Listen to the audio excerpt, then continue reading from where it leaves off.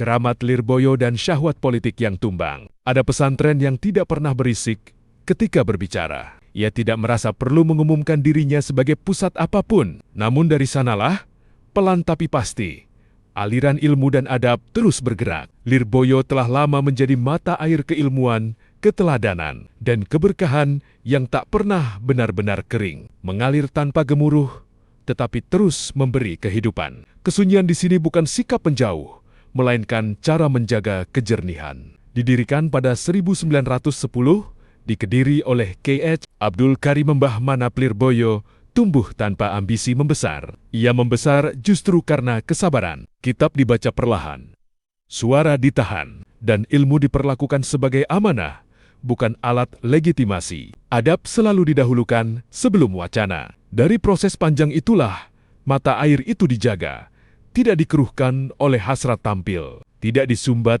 oleh kepentingan sesaat. Dari ruang yang tampak sederhana itu, lahir banyak tokoh yang kelak hadir di tingkat nasional, memimpin jamiah, mengisi lembaga keulamaan, dan terlibat dalam percakapan publik yang menentukan arah bangsa. Namun Lirboyo sendiri memilih tetap di pinggir. Ia tidak tergoda menjadi panggung. Barangkali karena dari jarak itulah, kejernihan bisa dirawat, dan pengaruh tidak tergelincir menjadi dominasi. Ketika konflik mengeras di tubuh PBNU, satu hal perlu dicatat dengan kepala dingin.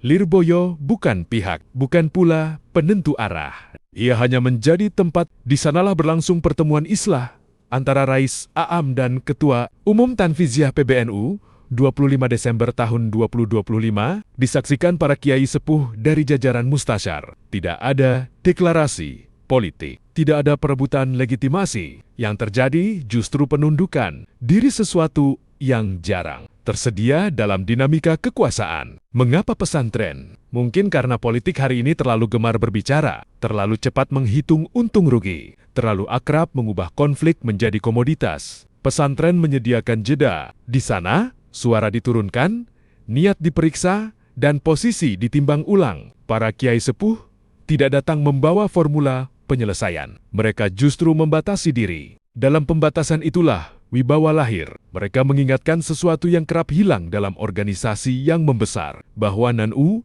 lahir dari niat baik dan hanya bisa dirawat dengan kerendahan hati. Konflik bagi mereka jarang selesai oleh argumen. Ia lebih sering reda ketika ego berhenti dipelihara. Di balik sikap itu, ada kekuatan batin yang dibentuk oleh laku panjang dan keikhlasan yang dijaga. Hidup sederhana, disiplin menahan diri, dan kesetiaan pada adab melahirkan ketenangan berpikir. Dari sanalah muncul kewibawaan yang tidak bergantung pada jabatan. Ambisi politik, betapapun rapi dikemas, tak mudah menembus wilayah ini. Sebagian orang menyebutnya keramat, bukan karena sesuatu yang ajaib, melainkan karena konsistensi menjaga batas. Emosi tidak dijadikan alat tekan, dorongan kuasa dikendalikan. Kepentingan pribadi tidak disamarkan sebagai kepentingan bersama. Dalam suasana seperti itu, konflik kehilangan bahan bakarnya. Karena itu, konflik di tubuh NU barangkali memang tak layak diselesaikan di ruang-ruang hotel. Terlalu banyak syubhat di sana. Terlalu dekat dengan transaksi. Musyawarah mudah tergelincir menjadi negosiasi. NU tidak lahir dari ruang seperti itu. NU lahir dari pesantren, dari ruang yang mengajarkan jeda,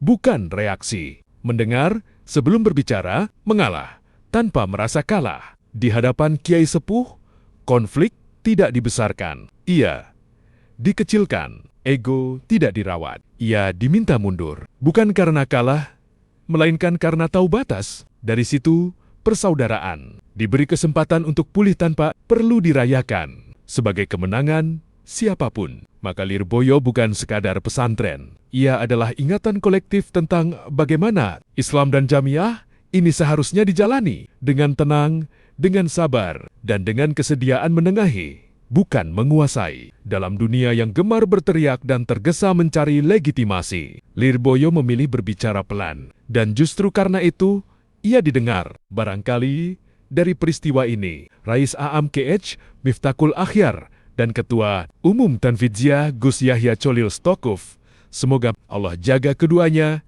tidak pulang dengan kemenangan, melainkan dengan tanggung jawab yang lebih berat. Peristiwa ini bukan soal citra atau konsolidasi kekuasaan, melainkan keberanian menahan diri, Dari pesantren, dari mata air yang terus dijaga itu, diingatkan kembali bahwa kekuatannya selalu bermula dari kesediaan untuk merendah. Dan dari situlah ia bertahan. Lalu, sang politisi berambut perak dan pak kumis itu terdiam, berpikir keras, sambil bergumam, "Pai, nerangno, iki nang juraganku?"